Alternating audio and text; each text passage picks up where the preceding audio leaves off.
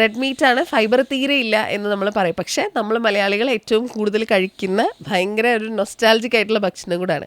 Red meat കൂടുതൽ consume ചെയ്യുന്നത് കൊളറെക്ടൽ ക്യാൻസറിന് കാരണമാവോ?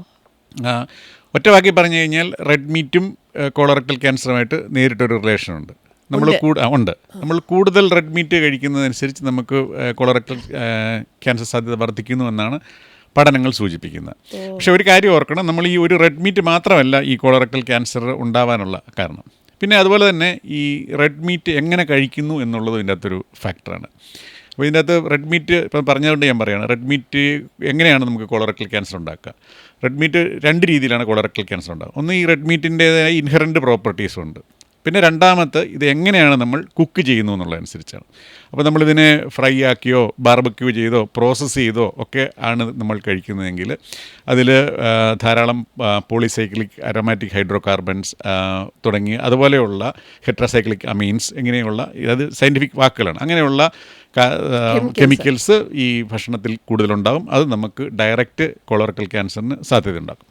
പിന്നെ രണ്ടാമത്തേത്, ഈ നമ്മൾ റെഡ് മീറ്റ് ആസച്ച്, നമ്മൾ റെഡ് മീറ്റ് വെറുതെ എടുത്ത് കുക്ക് ചെയ്ത് കഴിക്കുന്നവർക്കുണ്ടാകുന്ന പ്രശ്നം. അതിനകത്ത് റെഡ് മീറ്റിൽ ഈ റെഡ് മീറ്റ് ആവാൻ, റെഡ് കളർ ആവാനുള്ള കാരണം വെച്ചാൽ അതിൽ ധാരാളം ഹീം, നമ്മൾ ഹീമോഗ്ലോബിൻ എന്ന് കേട്ടിട്ടില്ലേ, അതിലെ ഉള്ള ഒരു സാധനമാണ് ഹീം. അതിനൊരു റെഡ് കളറാണ്, അതുകൊണ്ടാണ് അത് ഈ റെഡ് മീറ്റായിട്ട് വരുന്നത്. അപ്പോൾ ആ ഹീം നമ്മുടെ ഇൻഡസ്ട്രിയിൽ ചെന്നിട്ട് അവിടെ അതിനെ പ്രോസസ്സ് ചെയ്യുമ്പോൾ ചില ടൈപ്പ് ടോക്സിക് കെമിക്കൽസ് ഉണ്ടാകും. അതുപോലെ തന്നെ ഈ ഹീം ഡീഓക്സിഡൈസ് ചെയ്യുമ്പം ചില ഫ്രീ റാഡിക്കൽസ് ഉണ്ടാകും. അതൊക്കെ നേരിട്ട് ഈ DNA ഡാമേജ് ഉണ്ടാക്കും. അപ്പോൾ അത് ഈ 2 രീതിയിലാണ് നമുക്ക് റെഡ് മീറ്റ് പ്രോബ്ലം ഉണ്ടാകുന്നത്.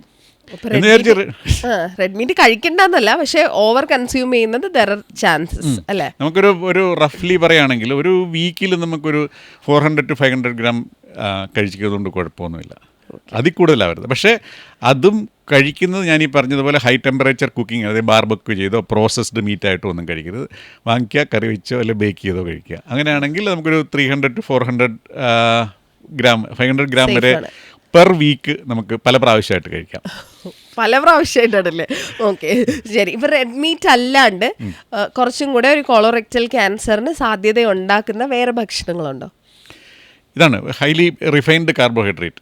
റിഫൈൻഡ് ആയിട്ടുള്ള കാർബോഹൈഡ്രേറ്റ് എത്ര കൂടുന്നോ അതനുസരിച്ച് കൊളറക്ടൽ ക്യാൻസർ സാധ്യത വർദ്ധിക്കുകയും, അതുപോലെ തന്നെ മീറ്റും, ഇത് ഏത് മീറ്റാണെങ്കിലും പ്രോസസ്സ് ചെയ്യുന്നതനുസരിച്ച് അതിൻ്റെ ക്യാൻസർ സാധ്യത വർദ്ധിപ്പിക്കും. അതുപോലെ തന്നെ പച്ചക്കറികളുടെ ഫൈബറിൻ്റെ കുറവ്, അതുപോലെ തന്നെ പഴവർഗ്ഗങ്ങൾ ജ്യൂസാക്കിയും സ്മൂത്തിയാക്കിയും കുടിക്കുന്നത് instead of eating it whole, നമ്മുടെ മുഴുവൻ പഴം കഴിക്കുന്നതിന്. ഇതൊക്കെയാണ് മറ്റ് കാരണങ്ങൾ എന്ന് പറയുന്നത്, അതായത് ഡയറ്റിൻ്റെ റിലേറ്റഡ് ആയിട്ടുള്ള കാര്യങ്ങൾ.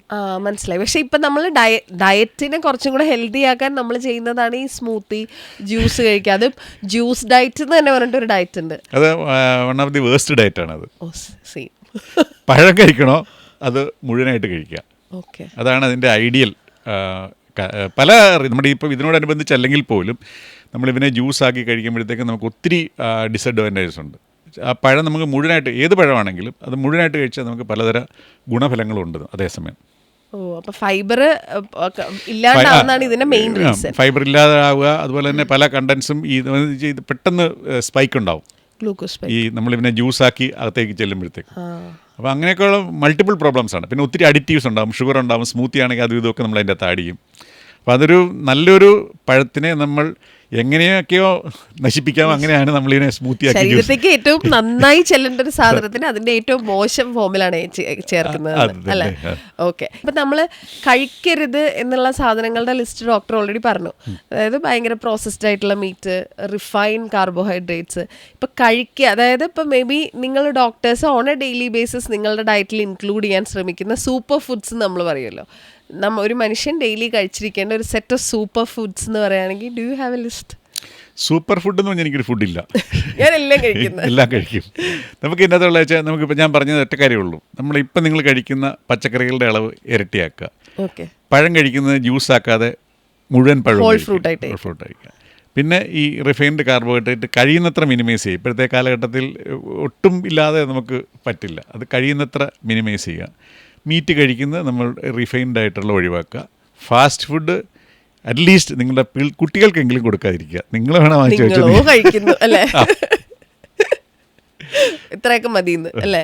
ഈ നട്ട്സും പിന്നെ എക്സസൈസ്, റെഗുലർ എക്സസൈസ്. നമ്മൾ അറ്റ്ലീസ്റ്റ് ഒരു 3 hours വീക്കാണ് ഏറ്റവും ഐഡിയൽ. അത്രയും നമുക്ക് പറ്റിയില്ലെങ്കിലും നമുക്കൊരു 3 hours a week. ആ ഓക്കെ, അത്രയെങ്കിലും നമ്മൾ ചെയ്യുക എന്നുള്ളതാണ്. മിനിമം ചെയ്യണം. ഓക്കെ.